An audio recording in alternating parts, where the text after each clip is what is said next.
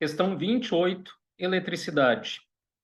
Considere o circuito resistivo representado na figura abaixo, sendo R1 igual a R3, que é igual a 2 ohms, e R2 igual a 1 ohm, a corrente elétrica I em R2 é D. Então, nós temos um circuito constituído de 3 resistores, onde R1 vale 2 ohms, R2 vale 1 ohm e R3 vale 2 ohms.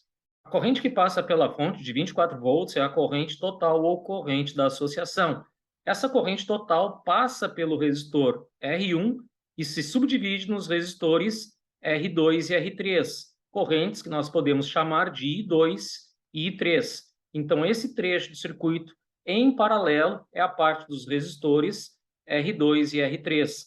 Nós estamos procurando o valor da corrente I ou a corrente I2 daquele trecho em paralelo.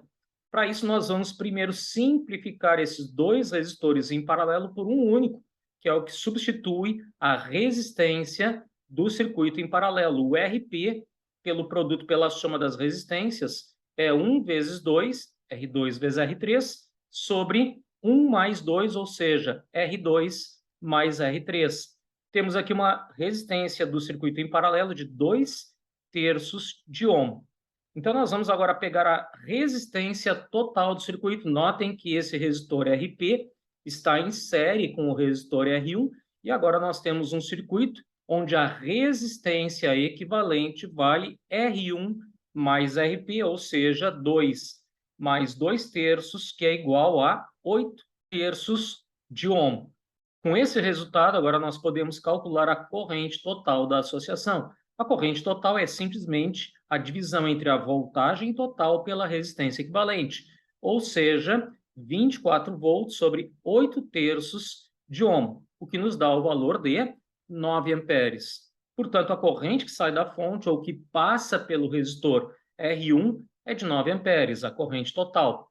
Esta corrente total se subdivide em I2 mais I13. Nós queremos determinar aqui o valor de I2, a corrente I, que pergunta a questão.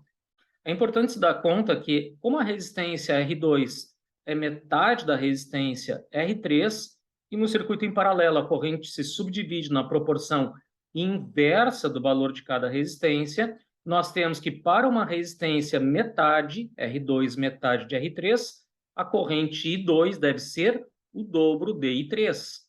Fazendo a substituição nos valores da corrente total, I2 mais I3, notem que 9 amperes, corrente total, é igual a I2, que corresponde a 2 I3 mais I3. Ou seja, a corrente I3 vale 3 amperes. Como a corrente I2 é o dobro de I3, sendo I3 igual a 2 amperes, nós temos que a corrente I2, a corrente que pergunta a questão, vale 6 amperes, resposta da alternativa C.